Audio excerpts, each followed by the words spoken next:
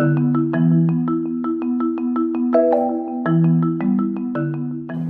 Mr. Peter, I had some few questions after this workshop about doing business, doing agricultural business in Kenya. What do you really think of role of cooperation with the Dutch government, and does it really help you? Well, speaking of my own organization, Latia Resource Center, definitely the cooperation with the Dutch government helps, because we are quite keen on accessing Dutch technology, quite keen on accessing Dutch knowledge and Dutch businesses.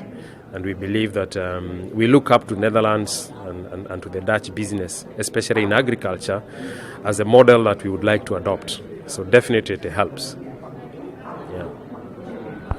Another question is, what do you think the role of development assistance should be in Kenya agriculture until 2020?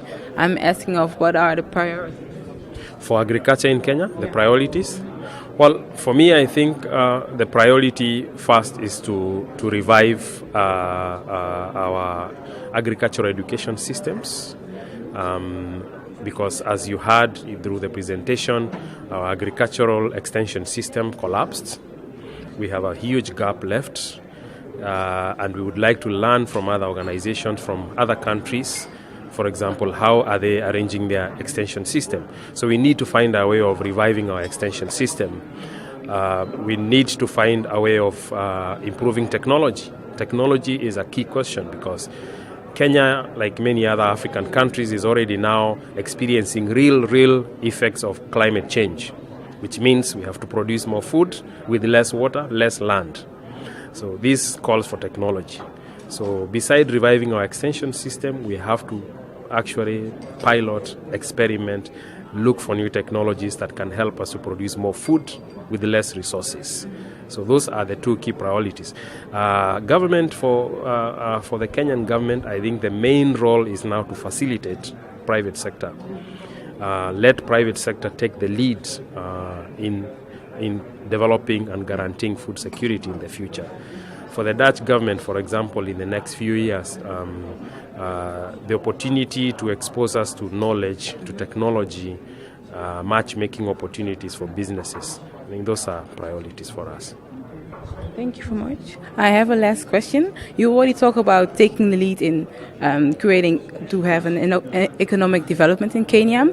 But when we talk about inclusive economic development, and development where everybody can benefit, even the poor, even the small-scale farmers, who's going to take the lead? Do you think is Kenya, is the private sector, or is the Netherlands?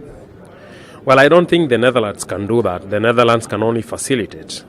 The inclusion of small-scale farmers, of women, of the youth is a responsibility of Kenyans themselves. It's a responsibility of businesses that set up.